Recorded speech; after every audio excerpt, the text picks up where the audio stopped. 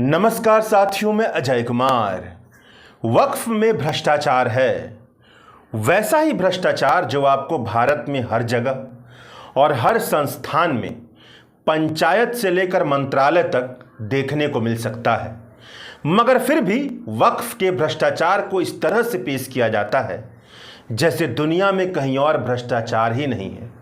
अगर कहीं भ्रष्टाचार है तो वह वक्फ में है।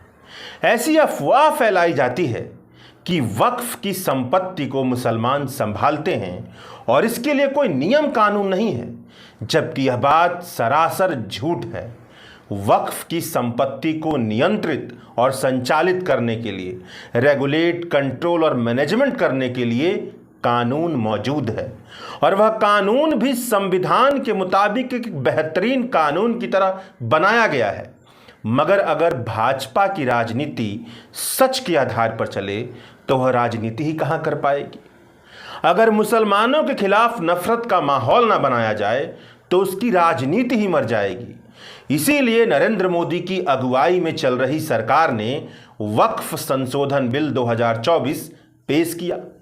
विपक्ष ने इसका विरोध करते हुए कहा कि यह कानून नहीं बल्कि कानून बना करके वक्फ की संपत्ति को हड़पने का इंतजाम है। प्रस्तावित संशोधित बिल के तहत वक्फ ट्रिब्यूनल को दी गई सारी शक्तियां छीनकर जिला कलेक्टर को दी जा रही हैं या उसी के तरह का कोई सरकार का अधिकारी जो ऊंचे पद पर बैठा हो, सरकार के अधिकारी को दी जा रही है और कहा जा रहा है कि इससे वक्फ में सुधार आएगा। अब आप बताइए, अगर भारत में भ्रष्टाचार है तो क्या मुख्यमंत्री और प्रधानमंत्री का पद खत्म करके भ्रष्टाचार दूर किया जा सकता है? यह सुधार के नाम पर पेश किया जा रहा कुतर्क है या नहीं? दरअसल असली बात तो यह है कि सरकार वक्फ के अंतर्गत आने वाली सारी संपत्तियों को हड़पने के लिए वक्फ ट्रिब्यूनल, जो एक तरह की अर्धन्यायिक संस्था, क्वासी जुडिशियल बॉडी है और जिसमें कानून के विशेषज्ञ भी शामिल होते हैं, कि सारी शक्तियां छीन करके किसी बड़े सरकारी अधिकारी के पद में डालने जा रही है ताकि सरकार को वक्फ की संपत्ति आसानी से हासिल हो जाए। यह सुधार नहीं बल्कि वक्फ की संपत्ति को हड़पने का कानूनी तरीका है। विपक्ष के विरोध के बाद मामला संयुक्त संसदीय समिति, ज्वाइंट पार्लियामेंट्री कमेटी के पास गया। वहां भी विपक्ष ने अपना विरोध दर्ज किया, मगर विपक्ष के तीखे विरोध को, जो उसका गहरा विरोध था और उसमें जो तीखापन था, उसको अनसुना करते हुए ज्वाइंट पार्लियामेंट्री कमेटी ने वक्फ संशोधन बिल पर अपनी रिपोर्ट पेश की। अब यह बिल कानून में बदलने के रास्ते पर आगे बढ़ने के लिए तैयार है। इससे पहले तमाम मुस्लिम संगठन और विपक्षी पार्टियां इस बिल का जोरदार विरोध कर रही हैं, सड़कों पर उतरकर विरोध प्रदर्शन कर रही हैं।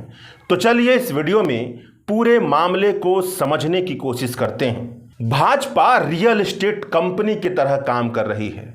उसे नाम में अपने जनता की जगह पर जमीन लिख करके नया नामकरण कर लेना चाहिए, भारतीय जमीन पार्टी।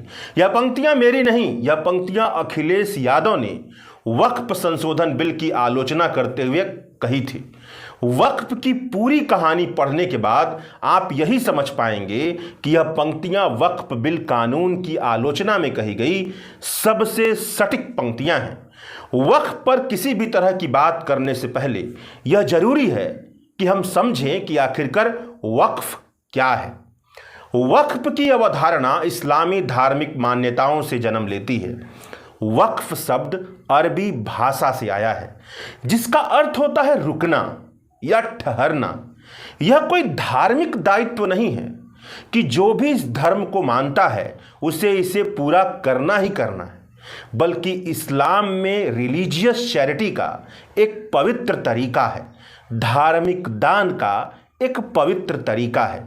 जब कोई व्यक्ति वक्फ बनाता है तो वह अपनी मेहनत से अर्जित या विरासत में मिली चल और अचल संपत्ति, मूवेबल और इमूवेबल प्रॉपर्टी को अल्लाह के नाम पर परमानेंट तौर पर समर्पित कर देता है।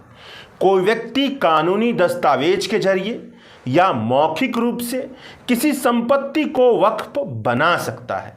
अगर कोई संपत्ति लंबे समय से धार्मिक या धर्मार्थ मकसद के लिए इस्तेमाल हो रही है तो उसे भी वक्फ की संपत्ति माना जा सकता है।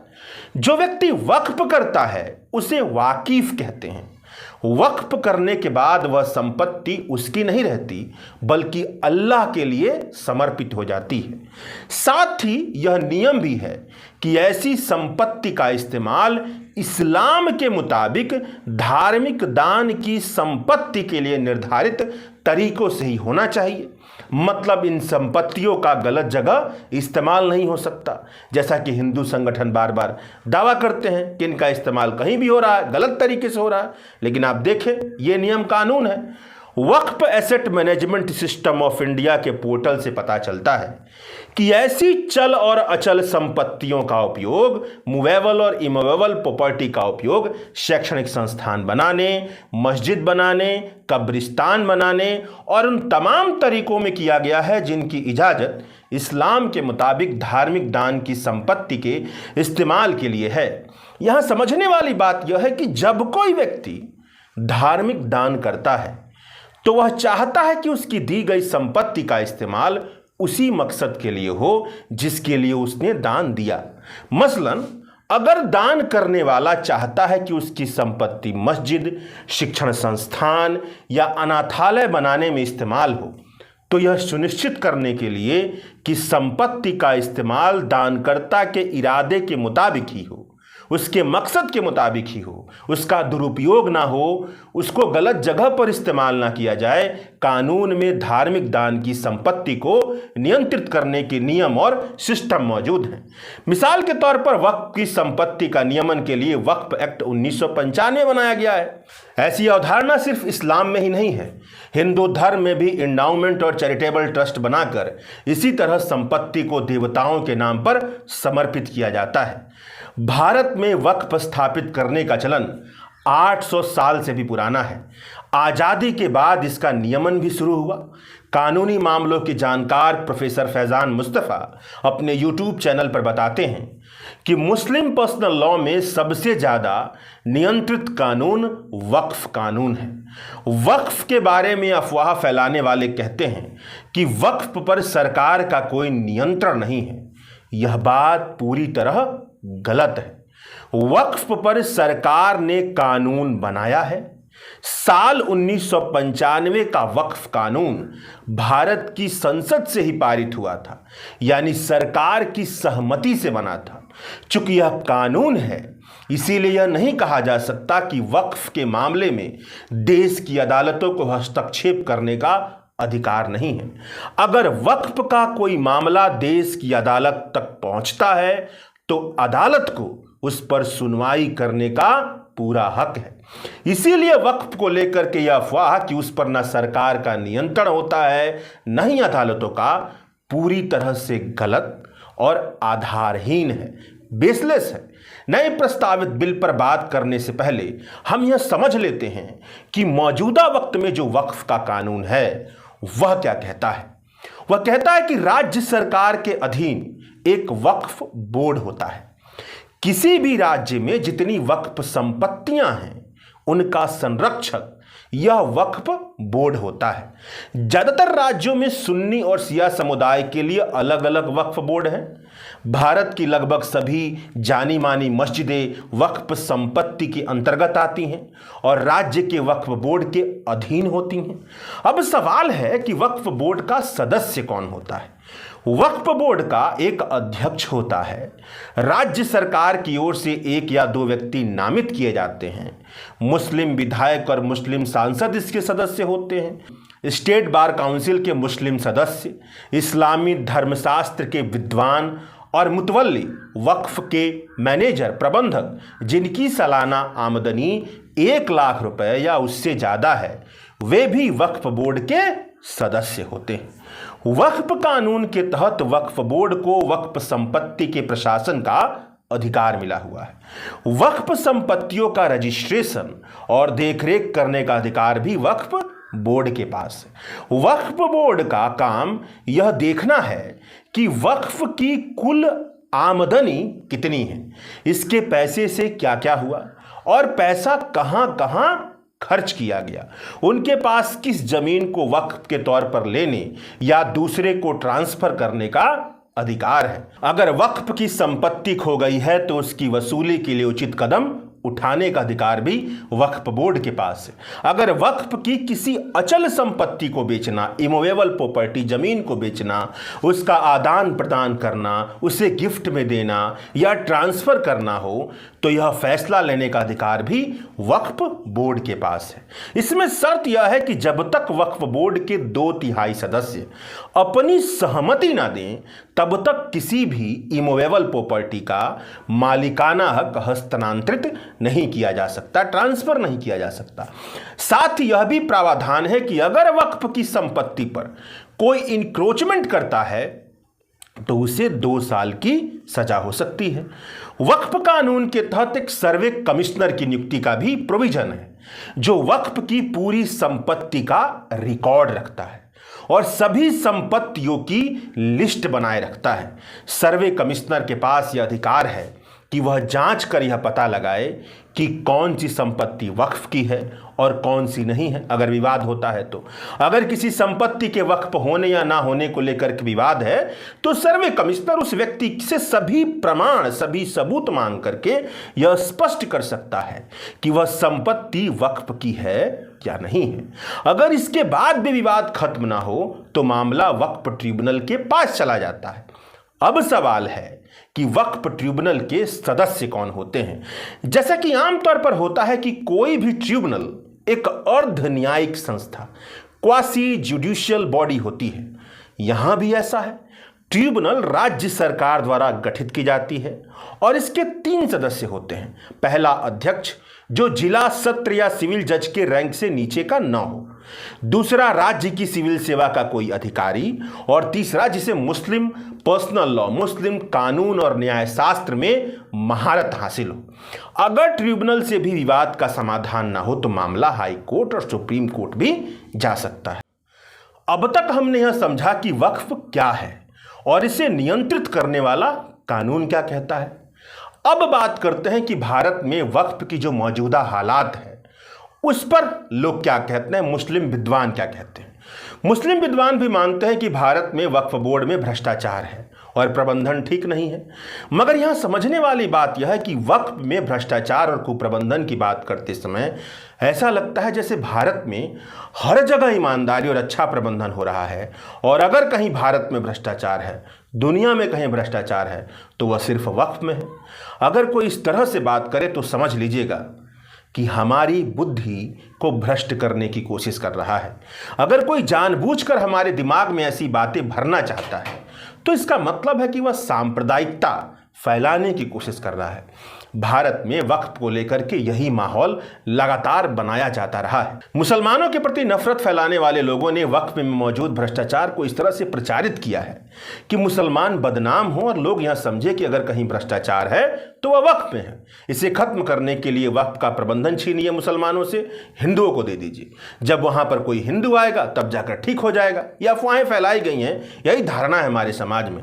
जब वक्फ बोर्ड को खत्म किया जाएगा और प्रशासन सीधे सरकारी अधिकारियों के हाथ में आ जाएगा तो सब कुछ सही हो जाएगा। ये सारी बातें चली हैं, जबकि उदाहरण तो ऐसे ऐसे मिलते हैं कि सरकार और सरकारी अधिकारियों की हकीकत यह है कि मुसलमानों की संपत्ति चुन चुन करके बुलडोजर से तोड़ा गया। और मौजूदा वक्त की सरकार का हालत तो आप देख ही रहे हैं कि वो मुसलमान के साथ कैसा रवैया अपनाती है।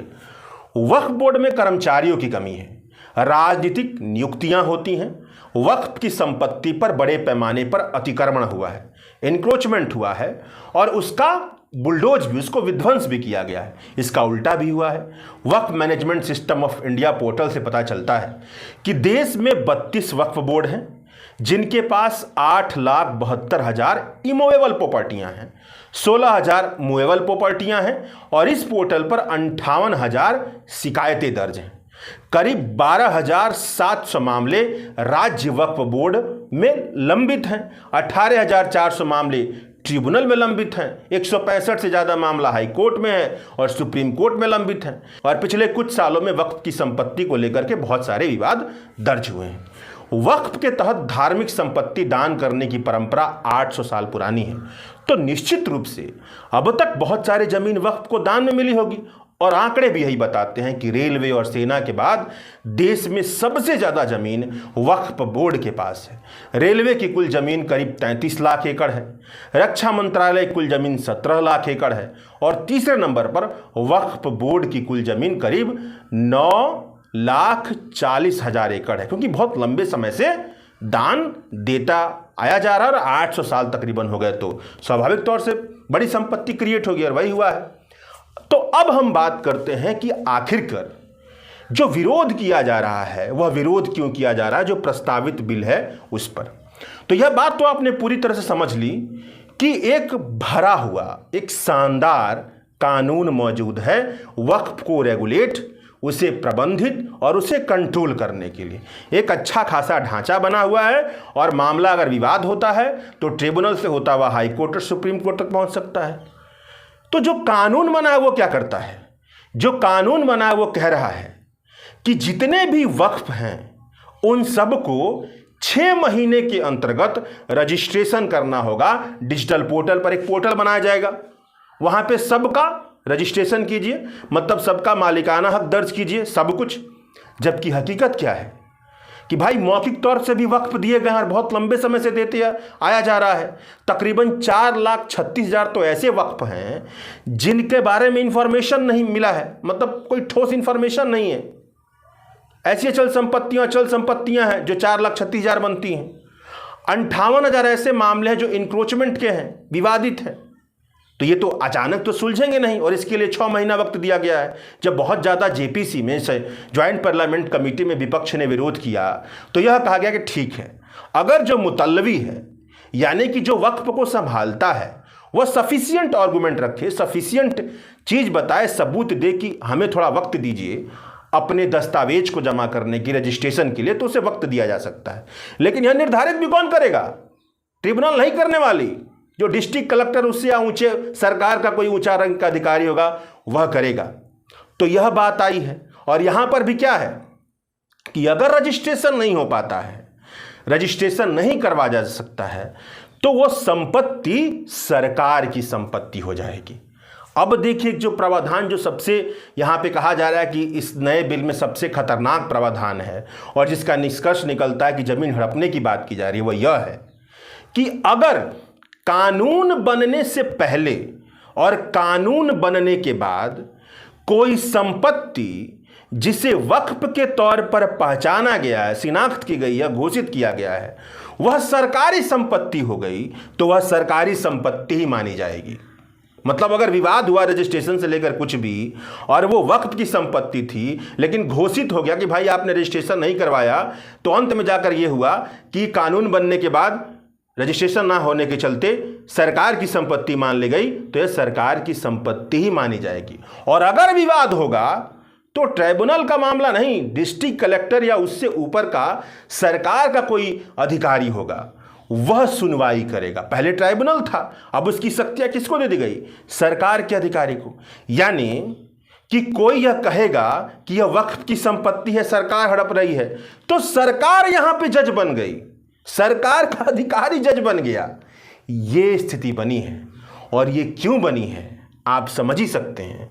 इसलिए बनी है कि सिस्टम ही ऐसा बना दो कि जो ये संपत्तियां हैं विवादित तौर पे फैली हुई या वक्फ में कोई भी विवाद हो तो वक्फ की संपत्तियां सरकार के हाथ में चली आए।